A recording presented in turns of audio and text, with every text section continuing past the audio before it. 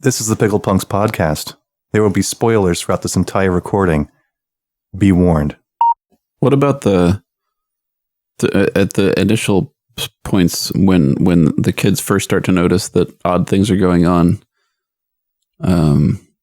Like when Grandma does something weird, Becca goes to Grandpa and Grandpa explains it away. And then when Grandpa does something weird, he goes to Grandma and Grandma explains it away. Like that suggests a lucidity and a self-awareness about their mental condition, which I don't know how. Yeah, I mean, what's that about? So I watched this movie. Well, technically, there was a third time, but I wasn't really paying attention. So I basically watched it twice. First time, I was just loosely paying attention, and once the movie ended, I was like, "Oh, there's so many plot holes. There's so many disconnects and flaws in this movie." I'll watch it again. When I watched the second time, there are actually, from what I could tell, very few flaws. So,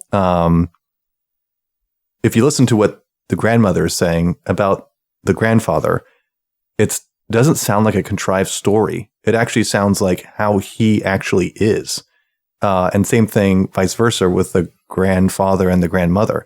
They knew each other in the mental institution, and what they talk about is their general health and their general mental health in the institution.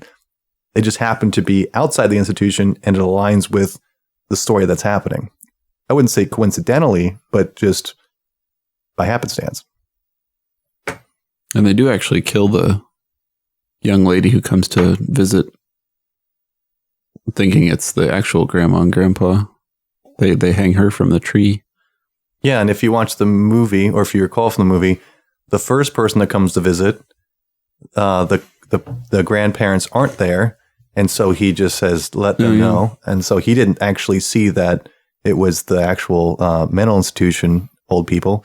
And then the second person that came was the female, and she saw that it was the crazy people. Well, they had an argument outside. Yeah, but she came back.